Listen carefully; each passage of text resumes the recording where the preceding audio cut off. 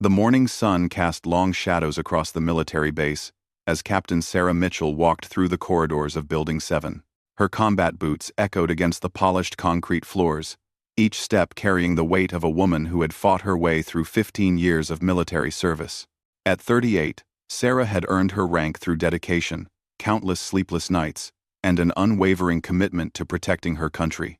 Sarah served as the base's logistics coordinator, a position that required her to oversee supply chains, equipment distribution, and resource allocation for over 3,000 personnel stationed at Fort Harrison. Her office overlooked the main training grounds, where young recruits learned the fundamentals of military discipline. She took pride in ensuring these soldiers had everything they needed to succeed. The base had been her home for the past 5 years.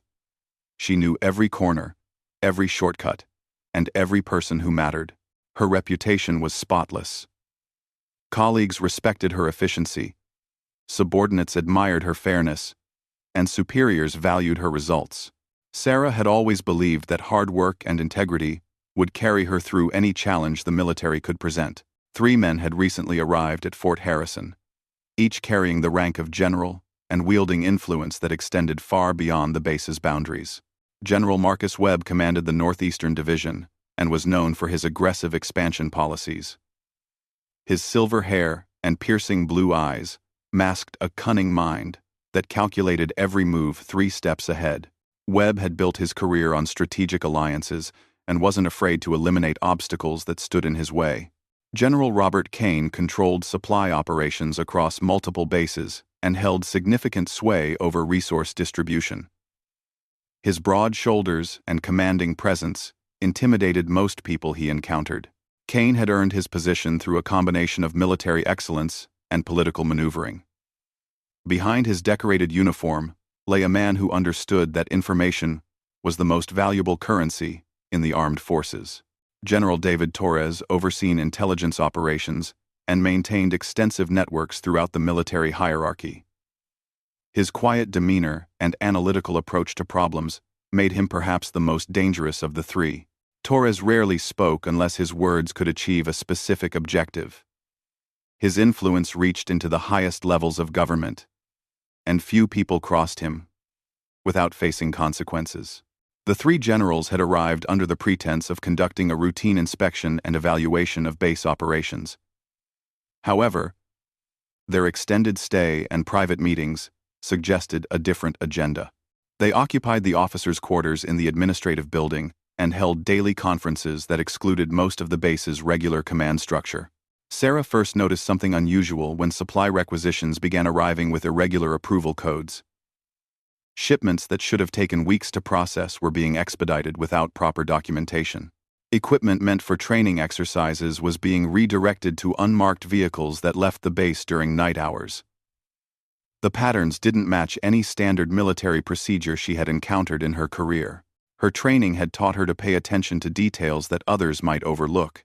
Small discrepancies in inventory reports, unusual communication protocols, and changes in personnel assignments all pointed toward something significant happening behind closed doors. Sarah began keeping detailed records of these anomalies, documenting dates, times, and the people involved in each irregular transaction. The base's atmosphere had shifted since the general's arrival. Conversations stopped when they entered rooms, and longtime staff members seemed nervous during routine interactions. Sarah noticed that several junior officers who had previously been outspoken about base policies had become unusually quiet.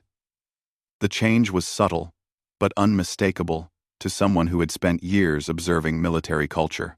During a staff meeting in late October, General Webb announced new security protocols that would restrict access to certain areas of the base. He explained that these measures were necessary to protect sensitive operations and maintain operational security. The announcement came without prior discussion with the base's regular command structure, which violated standard procedures for implementing policy changes. Sarah raised her hand during the meeting to ask about the timeline for implementing these changes and how they would affect daily operations. General Webb's response was curt and dismissive, suggesting that logistics coordinators should focus on their assigned duties rather than questioning policy decisions. The room fell silent, and Sarah felt the weight of three generals' attention focused entirely on her. After the meeting, several colleagues approached Sarah privately to express their concerns about the new restrictions. Master Sergeant Rodriguez, who had worked with Sarah for 3 years, mentioned that he had seen unmarked trucks leaving the base with equipment that wasn't logged in any official records.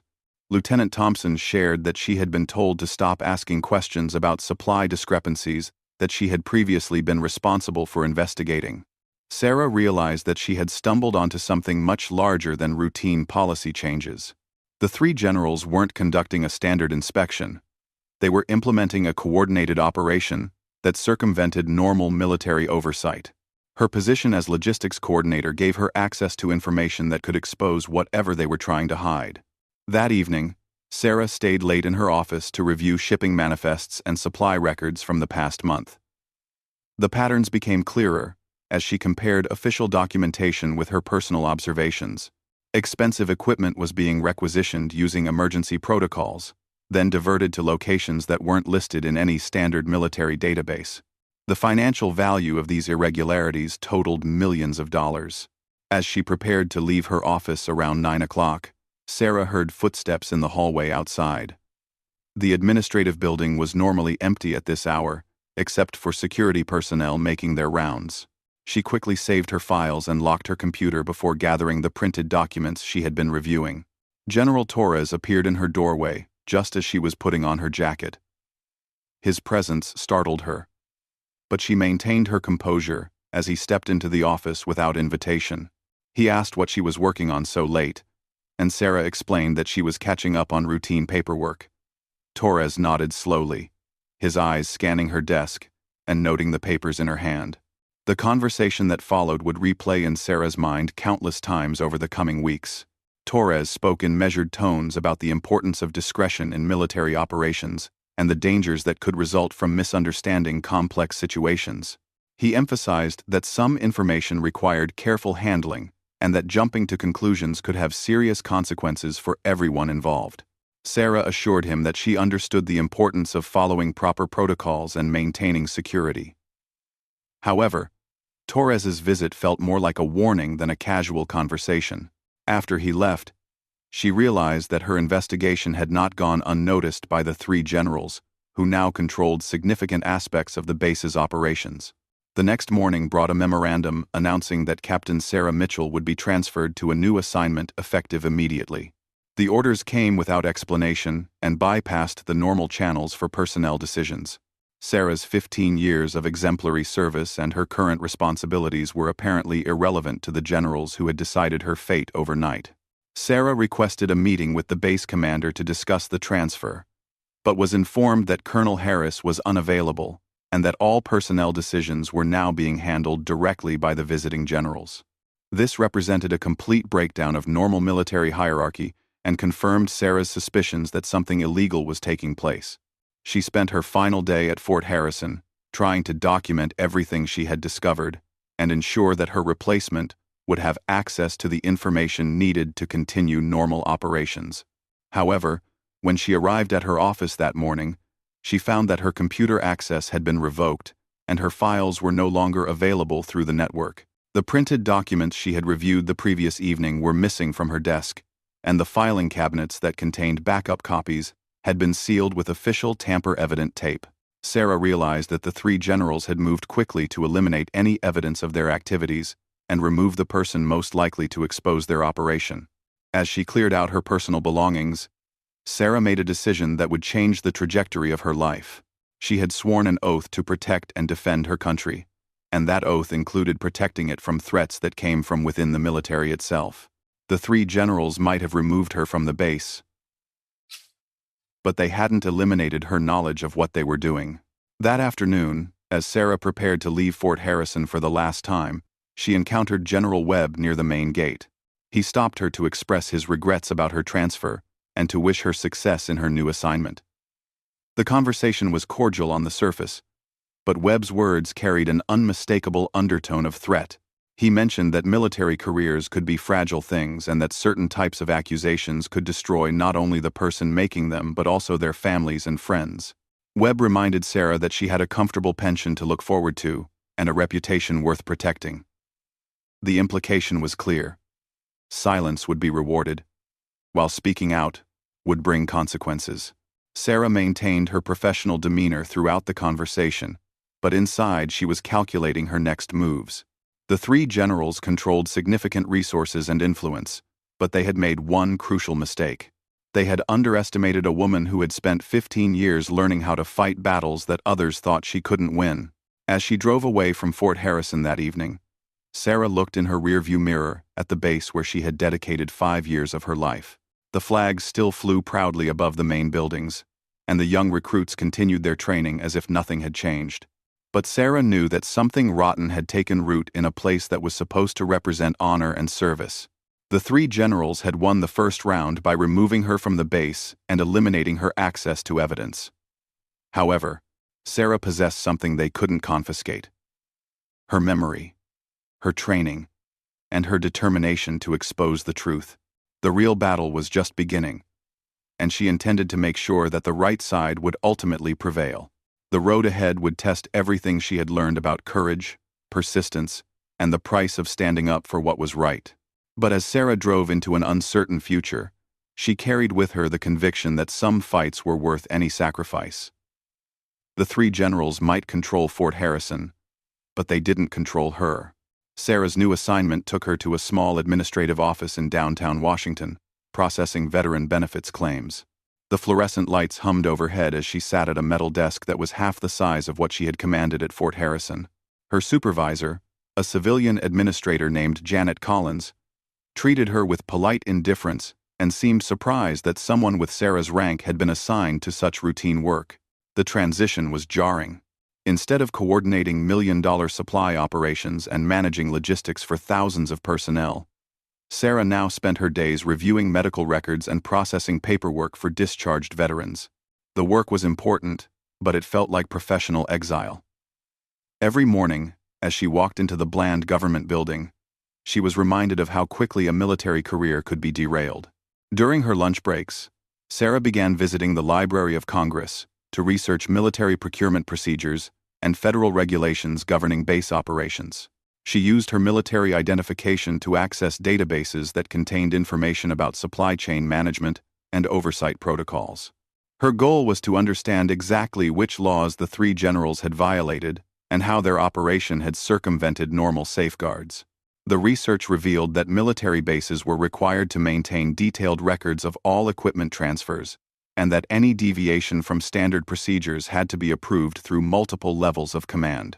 The emergency protocols that had been used to expedite shipments at Fort Harrison were only supposed to be implemented during actual combat situations or natural disasters. None of those conditions had existed during the time period Sarah had observed. 3 weeks into her new assignment, Sarah received an unexpected phone call at her apartment. The voice on the other end identified himself as Agent Michael Chen from the Department of Defense Inspector General's office. He explained that his office had received an anonymous tip about irregularities at Fort Harrison and wanted to discuss her observations with someone who had worked there recently.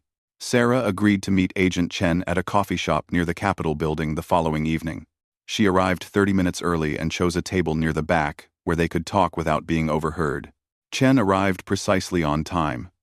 A tall man with dark hair and an earnest expression that suggested he took his job seriously. He showed her his credentials and explained that his office investigated allegations of fraud and corruption within the military. During their 2-hour conversation, Sarah provided detailed information about the supply irregularities she had observed, the unusual behavior of the three generals, and the circumstances surrounding her sudden transfer. Chen took extensive notes and asked specific questions about dates, dollar amounts, and the people involved in each incident. His knowledge of military procedures convinced Sarah that he was legitimate and capable of pursuing the matter properly.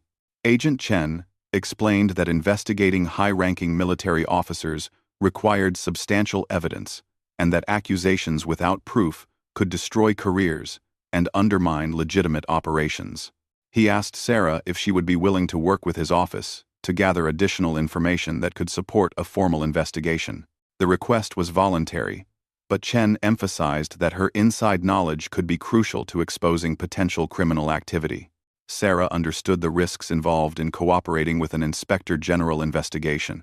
Military careers had been destroyed by retaliation against whistleblowers, and the three generals clearly had enough influence to make life difficult for anyone who opposed them. However, her oath as an officer included a responsibility to report misconduct, and she couldn't ignore what she had witnessed at Fort Harrison.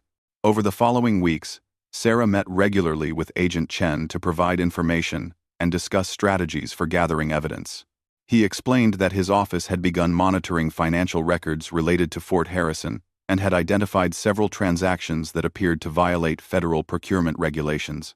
The evidence was circumstantial, but it supported Sarah's observations and suggested that a systematic operation was taking place. Agent Chen also revealed that Sarah wasn't the first person to report concerns about the three generals. Two other officers from different bases had contacted the Inspector General's office with similar allegations about supply irregularities and unauthorized equipment transfers. The pattern suggested that the operation extended beyond Fort Harrison and involved multiple military installations.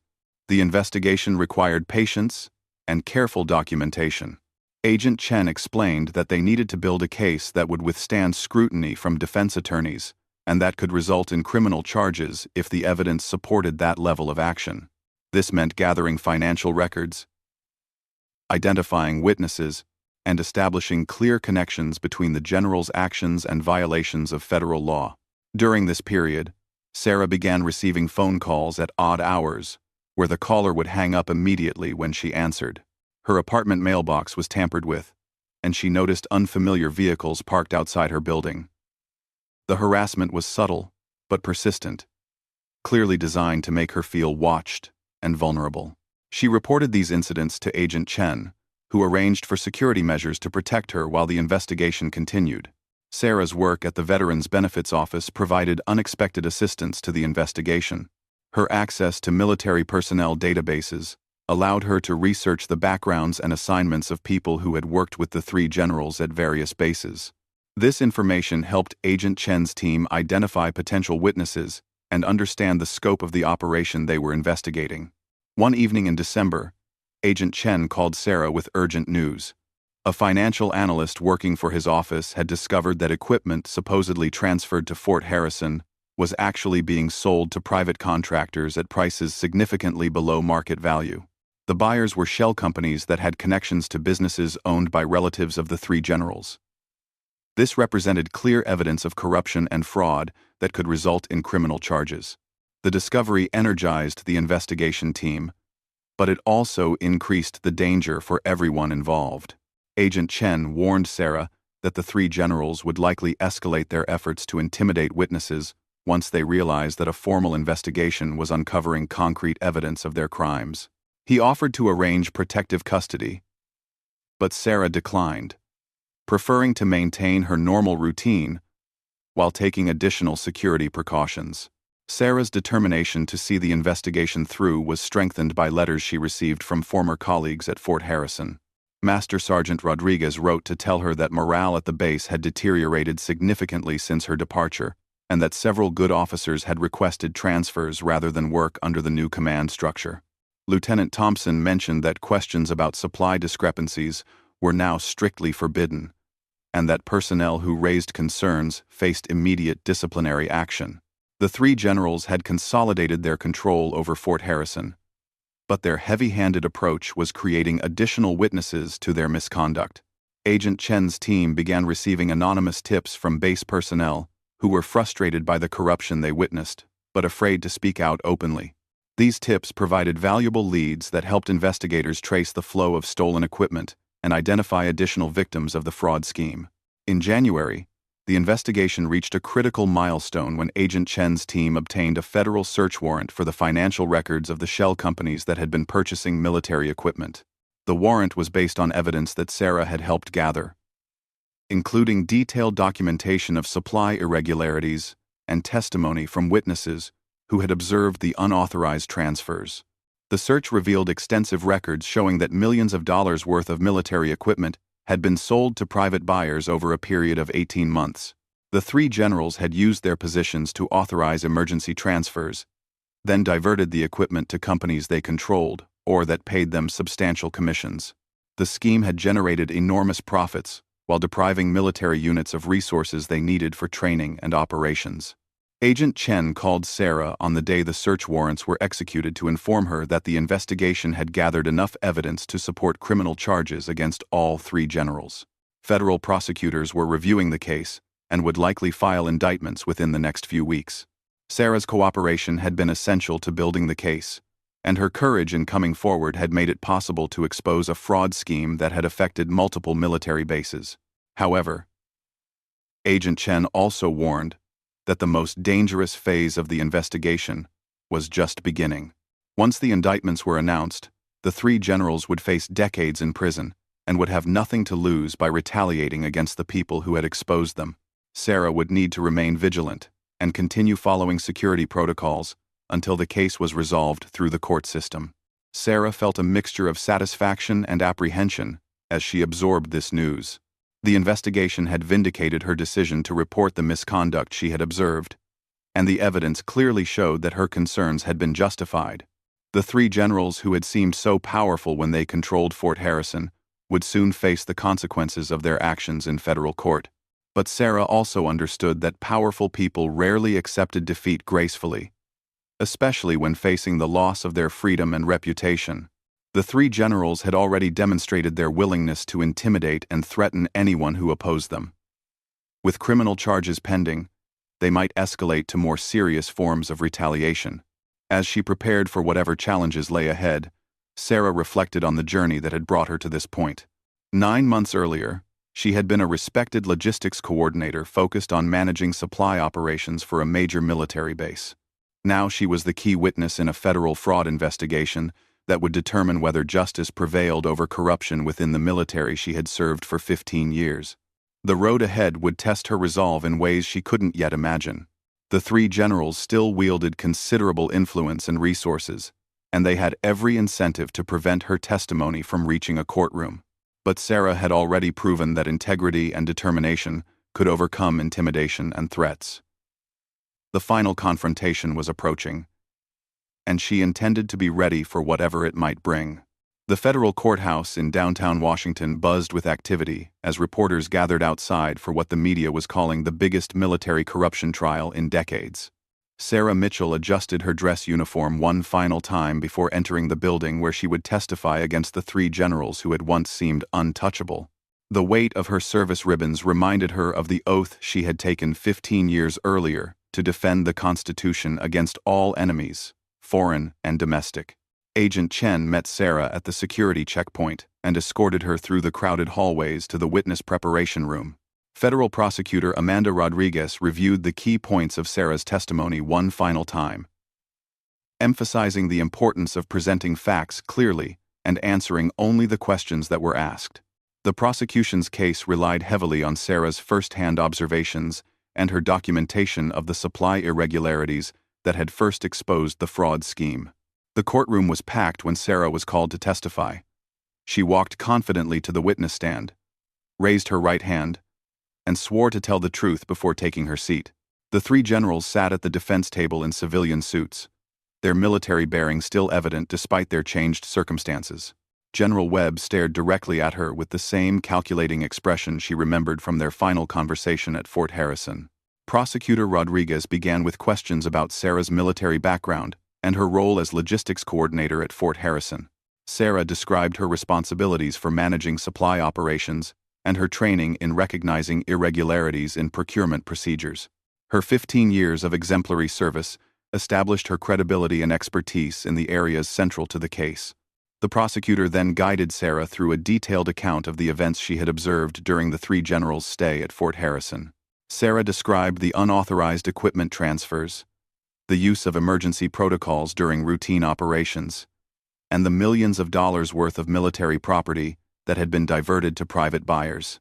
Her testimony was precise and professional, supported by documentation she had carefully preserved despite attempts to confiscate her records. General Webb's defense attorney began the cross-examination by questioning Sarah's motivations for coming forward with her allegations. He suggested that she was bitter about her transfer from Fort Harrison and was seeking revenge against officers who had legitimately questioned her performance. The attorney's aggressive approach was designed to undermine Sarah's credibility and portray her as a disgruntled employee making false accusations. Sarah remained calm throughout the hostile questioning, responding to each attack with facts and documentation. She explained that her transfer had come without warning and without any prior indication of performance problems. Her personnel file, introduced as evidence, showed consistent, excellent ratings and commendations throughout her career. The defense attorney's tactics appeared to backfire as Sarah's composure highlighted the weakness of their arguments. The prosecution called several other witnesses who corroborated Sarah's observations and provided additional evidence of the general's misconduct. Master Sergeant Rodriguez testified about being ordered to stop asking questions about supply discrepancies. Lieutenant Thompson described the atmosphere of fear and intimidation that had developed at Fort Harrison after the general's arrival. A financial analyst explained how the shell companies had been used to convert stolen military equipment into personal profits. Agent Chen's testimony detailed the investigation process and the evidence that had been gathered through search warrants and financial analysis. He described how Sarah's initial report had provided the foundation for a comprehensive investigation that ultimately revealed fraud totaling over $50 million. The agent's professional presentation of the evidence demonstrated that the prosecution's case was based on solid investigative work rather than speculation or personal grievances. The defense strategy focused on portraying the three generals as dedicated officers who had been carrying out classified operations that required flexibility in normal procedures. Their attorneys argued that the equipment transfers were authorized under emergency protocols and that any irregularities in documentation were due to the sensitive nature of the operations involved. This argument required the jury to believe that national security justified bypassing standard oversight procedures. However, the prosecution systematically dismantled this defense by showing that no legitimate military operation required the sale of equipment to private companies owned by the general's relatives.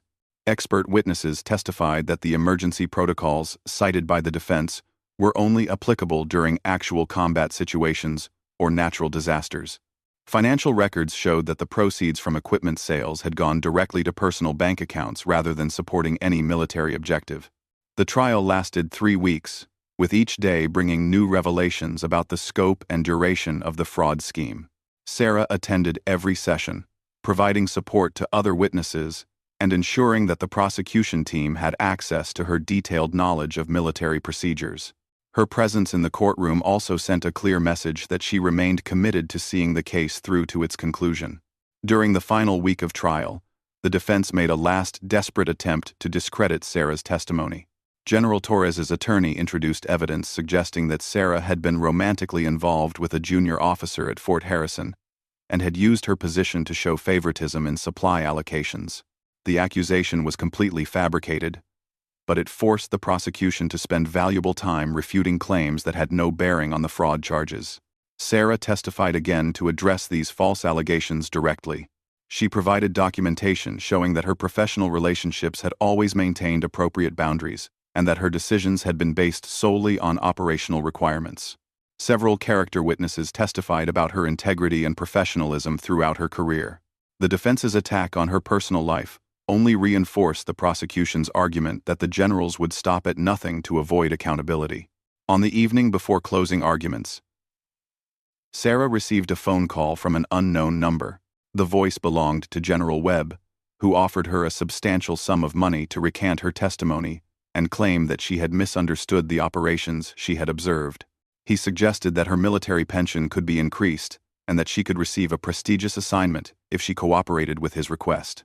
Sarah recorded the conversation on her phone and immediately contacted Agent Chen and the prosecution team.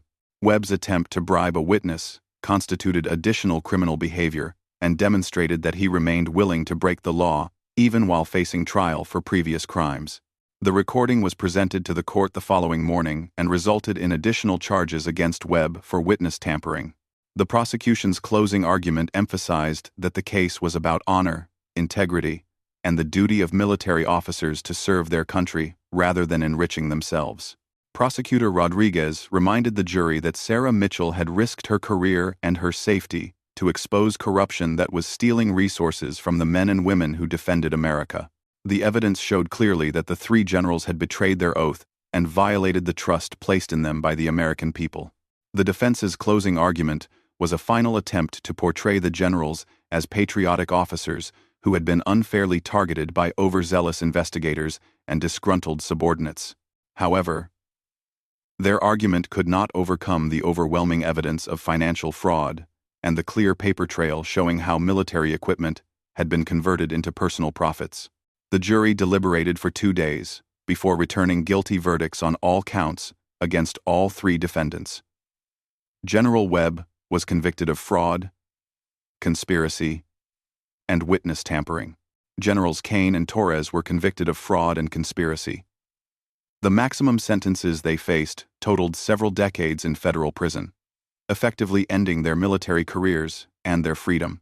Judge Patricia Morrison sentenced each general to lengthy prison terms, emphasizing that their high rank and positions of trust made their crimes particularly serious. She noted that military officers were held to higher standards of conduct and that their betrayal of those standards had damaged the reputation of the entire armed forces. The sentences sent a clear message that corruption would not be tolerated regardless of rank or influence. Sarah sat in the courtroom as the sentences were announced, feeling a mixture of relief and satisfaction. The 3 generals who had seemed so powerful 18 months earlier were now being led away in handcuffs to begin their prison sentences. Justice had prevailed, but the cost had been enormous for everyone involved. Following the trial, Sarah was reassigned to a position at the Pentagon, where her experience and integrity were valued by superiors who understood the courage she had demonstrated. Her new role involved developing improved oversight procedures to prevent the type of fraud that had occurred at Fort Harrison. The assignment was both a recognition of her contributions and an opportunity to help protect the military from future corruption.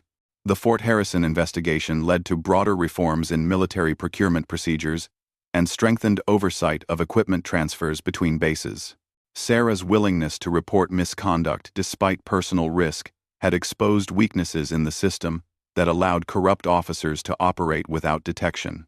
Her actions ultimately benefited every honest service member by helping to ensure that military resources would be used for their intended purposes. Sarah received several commendations for her role in exposing the fraud, including a Defense Distinguished Service Medal for exceptionally meritorious service to the United States. However, she understood that the real victory was not the recognition she received, but the knowledge that she had fulfilled her duty to protect the institution she had served for 15 years.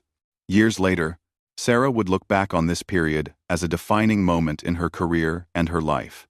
The decision to report the misconduct she had observed at Fort Harrison had cost her a comfortable position and subjected her to months of intimidation and harassment. But it had also proven that individual integrity could overcome institutional corruption, and that standing up for the truth was worth any personal sacrifice. The 3 generals had controlled Fort Harrison for only a few months, but their impact had been devastating for morale and operational effectiveness. Sarah's courage in exposing their crimes had restored accountability and sent a message that no one was above the law, regardless of rank or influence. The military she loved had been damaged by their betrayal, but it had also been strengthened by the proof that good people would fight to protect it. The morning sun cast long shadows across the Pentagon courtyard as Sarah walked to her office, her combat boots echoing against the concrete with the same rhythm that had carried her through 15 years of military service. She had learned that sometimes the most important battles were fought not on distant battlefields, but in the halls of power where integrity and corruption struggled for control of the institutions that protected American democracy.